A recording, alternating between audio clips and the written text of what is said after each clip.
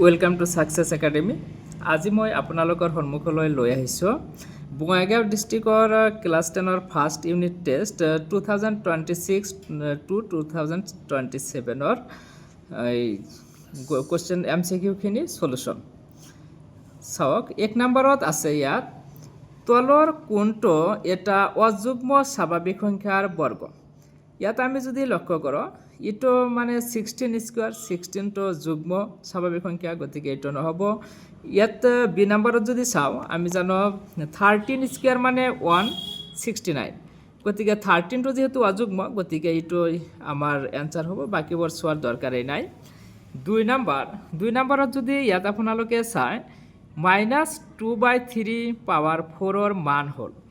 ইয়াত যেহেতু পাৱাৰটো আমাৰ যুগ্ম আছে গতিকে মাইনাছটো নহ'ব, আৰু 2 পাৱাৰ 4 মানে 16 আৰু 3 পাৱাৰ 4 মানে 81, গতিকে আমাৰ 16/81টো এনসাৰ হ'ব, 16/81। গতিকে বি নাম্বাৰটো আমাৰ শুদ্ধ উত্তৰ হ'ব। 3 নম্বৰত যদি আমি চাওঁ এইটো 3 √8 মানে হ'ল আমাৰ 3√8, ইটো মানে হ'ব আমাৰ 8ৰ ওপৰত 1/3। 8 মানে আমি জানো 2 কিউব ইনটু 1/3, 3 কেঞ্চেল থাকিব কেৱল 2, গতিকে ইটো মানে হ'ল আমাৰ 2 প্লাছ এইখিনি মানে হ'ব 3, তেনেকৈ এইখিনি হ'ব 4, গতিকে 2 প্লাছ 3 প্লাছ 4 ইকুৱেল হৈ যাব আমাৰ 9, গতিকে এনসাৰ হ'ব আমাৰ ডি। 4 নম্বৰত উত্তৰ এনসাৰ হ'ব ইটো ভেলিড কনগ্ৰুয়েন্স ৰুল নহয়, ইটো নহয়, গতিকে এইটো হ'ব আমাৰ ৰাইট এনসাৰ। 5 নম্বৰত কৈছে দুটা সংখ্যা 70 আৰু 40ৰ গসাউ আৰু লসাগুৰ মান হ'ল কিমান হ'ব। আমি সূত্ৰ এটা জানো, সংখ্যা দুটাৰ পূৰণফল।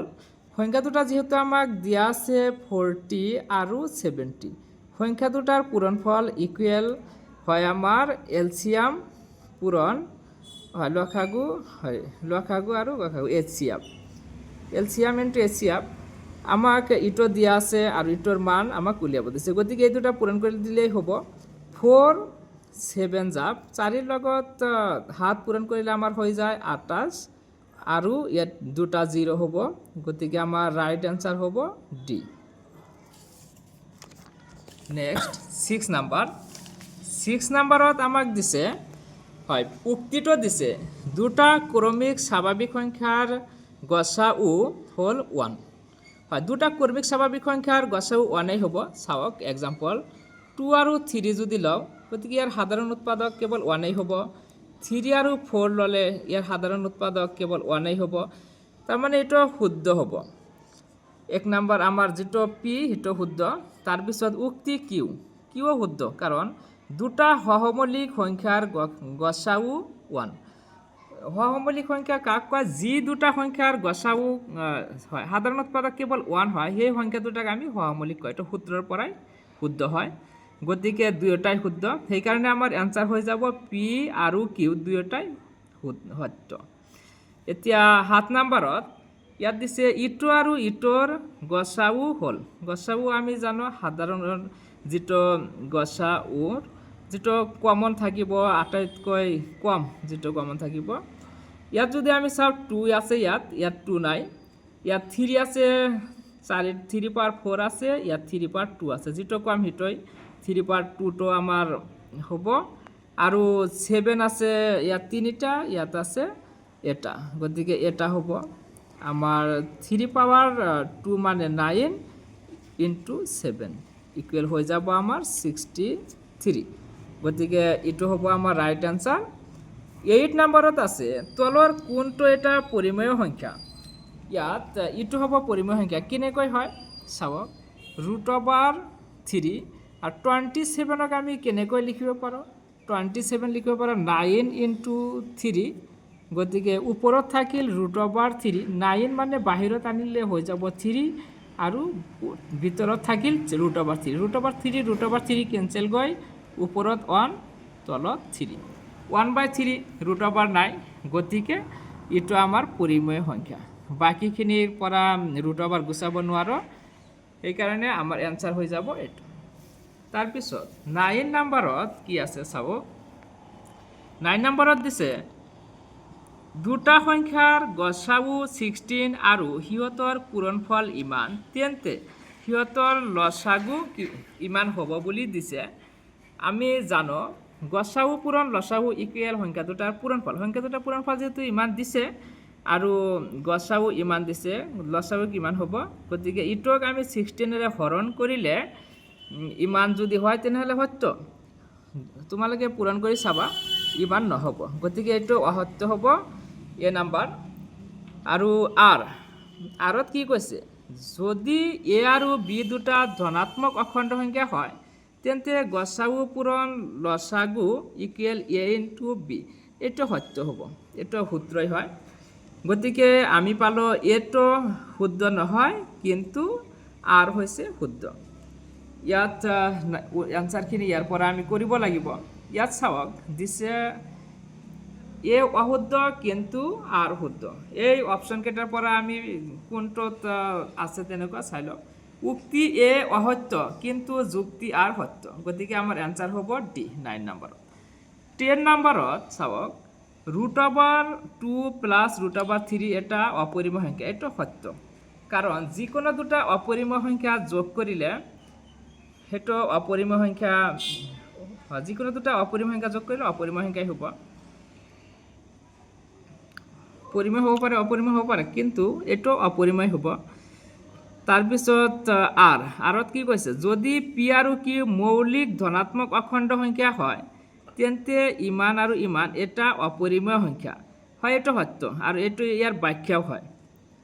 এইটো এ নম্বৰত চাওক, পিৰ ঠাইত আছে 2 আৰু কিউৰ ঠাইত আছে 5। গতিকে এইটো ব্যাখ্যাও হয় ইয়াৰ।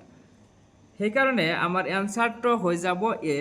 ইয়াৰ পৰা চাওক উক্তি এ আৰু যুক্তি আৰ দুয়োটাই সত্য আৰু আৰ এৰ শুদ্ধ ব্যাখ্যা। গতিকে 10 নম্বৰৰ এনচাৰ এইটো এ হ'ব। এতিয়া 11 নম্বৰ খুবেই ইজি। ইয়াত চাওক তলৰ কোনটো বহুপদ? আমি জানো বহুপদ হ'বলৈ হ'লে চলকৰ ওপৰত কেৱল পূৰ্ণ সংখ্যা থাকিব লাগিব।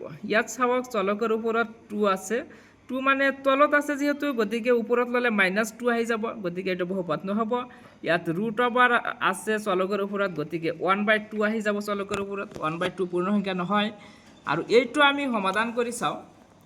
ইয়াত আছে আমাৰ x² - 4। x² - 4 মানে x² - 2 স্কুৱাৰ। সেইকাৰণে x + 2 লিখিব পাৰোঁ আৰু x - 2 লিখিব পাৰোঁ। তলত আছে x + 2। x + 2 কেঞ্চেল গ'লে থাকিল আমাৰ x - 2। চাওক এইটো বহুপদ হ'ব, কাৰণ চলকৰ ওপৰত 1 আছে। 1টো পূৰ্ণ সংখ্যা হয়, সেইকাৰণে আমাৰ এনচাৰ হ'ব চি। 12 নম্বৰত আছে কি? এটা দ্বিঘাত বহুপদ যাৰ শূন্য দুটাৰ যোগফল ইমান আৰু শূন্য দুটাৰ পূৰণফল ইমান। গতিকে দ্বিঘাত বহুপদটো কি হ'ব? আমি জানো দ্বিঘাত বহুপদ হৈছে x² - শূন্য দুটাৰ যোগফল প্লাছ আলফা ইনটু বিটা পূৰণফল। আমাক দি দিছে কি? যোগফল দিছে -5, যোগফল -5 দিছে। ইয়াত x এটা হ'ব আৰু প্লাছ আলফা ইনটু বিটাৰ মান, পূৰণফল দিছে 6। গতিকে এইখিনি সমাধান কৰিলে আমি কি পাম? x² প্লাছ মাইনাছত প্লাছ 5x হৈ যাব প্লাছ 6। এইটো কোনটোত আছে? 1 নম্বৰতে আছে। গতিকে আমাৰ এনচাৰ হ'ব এ। তাৰপিছত 13 নম্বৰত কি কৈছে? f(x) ইকুৱেল ইমান বহুপদটোৰ 0-3টাৰ পূৰণফল হ'লে এৰ মান হ'ব। ইয়াৰ 0-3টাৰ পূৰণফল কিমান কৈছে? 4 কৈছে। আমি জানো 0-3টাৰ পূৰণফল আলফা বিটা গামা ইকুৱেল হ'ব c/a। ইয়াত পূৰণফল আলফা বিটা গামাৰ মান দি দিছে 4। গতিকে ইয়াত 4 ইকুৱেল চিৰ মান কিমান আছে? -6। চিৰ মান -6, এৰ মান আছে নাই? এৰ মান নাই, এ আছে। গতিকে এৰ মানটো কিমান হ'ব? এ ইকুৱেল -6 এইটো তলত আহি যাব 4। গতিকে 2ৰে কটাকটি কৰিলে -3/2। -3/2 বিত আছে, গতিকে এনসাৰ হৈ যাব বি। 14 নম্বৰত দিছে কি এটা দ্বিঘাত বহুপদৰ শূন্য দুটাৰ যোগফল, শূন্য দুটাৰ যোগফল মানে আলফা প্লাস বিটা ইকুৱেল দিছে 0, আৰু এটা শূন্য 3 হলে বহুপদটো হ'ব এটা শূন্য 3, তাৰ মানে আমাৰ যেটো আলফা প্লাস বিটা হেটো নোহোৱা হৈ যাব। ইয়াত চাওক x² minus alpha plus beta x plus alpha into beta equal x² minus ইখিনি যেহেতু 0, গতিকে ইখিনি নাথাকিব নোহোৱা হৈ যাব 0 প্লাস এটা শূন্য 3 আনটো শূন্য -3 হ'ব লাগিব, তেনেহলে সেই দুটা যোগ কৰিলে 0 হ'ব 3 - 3 ইকুৱেল হৈ যাব x² প্লাস মাইনাসত মাইনাস 3 × 3 9। শূন্য দুটাৰ যোগফল যেহেতু 3 কৈছে, তাৰ এটা 3 তেনেহলে আনটো কি হ'ব -3, 3 - 3 হে 0 হ'ব, সেইকাৰণে আমাৰ এনসাৰ হৈ যাব এইটো। নেক্সট 15 নাম্বাৰ একদম ইজি। চাওক ইয়াত বহুপদ দিয়া আছে আৰু সেই বহুপদ দুটাৰ যোগফলৰ মান আৰু পূৰণফলৰ মান দিয়া আছে। বহুপদ দুটাৰ যোগফল আমি জানো -b/a, যোগফল মানে ULFA plus beta equal -b/a। ইয়াত ইটো যদি চাওঁ এই নাম্বাৰত বিৰ মান সূত্ৰৰ মাইনাস আৰু বিৰ মান আছে -7, নিচত হ'ব তোমাৰ এই এর মান ইয়াত 1 আছে, গতিকে মাইনাস মাইনাসত প্লাস 7 তলত 1 ইকুৱেল 7, গতিকে আমাৰ যোগফল 1 আৰু পূৰণফল মানে আলফা ইনটু বিটা ইকুৱেল আছিল c/a। চিৰ মান ইয়াত কিমান আছে 12 আৰু এৰ মান 1, গতিকে 12, 7 আৰু 12 হ'ব। 7, 12 ক'ত আছে ইটত আছে, তেনেকৈ বাকি কেইটাতো আছে, গতিকে আমি এর মান পাম এ মিলিব আমাৰ কিউৰ লগত, বি মিলিব আৰৰ লগত, আৰু সি মিলিব পিৰ লগত। চাওক কোনটো অপশনত তেনেকুৱা আছে ইটত আছে। চাওক এৰ লগত কিউ, বিৰ লগত আৰ, আৰু সিৰ লগত পি, গতিকে আমাৰ ৰাইট আনসাৰ ইটো হৈ যাব।